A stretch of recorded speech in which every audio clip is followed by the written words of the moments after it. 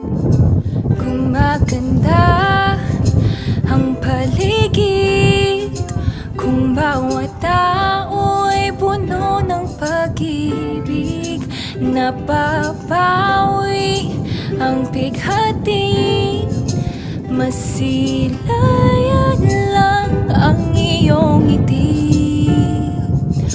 Okay gandang isipin ang isang mundong puno ng pag-ibig.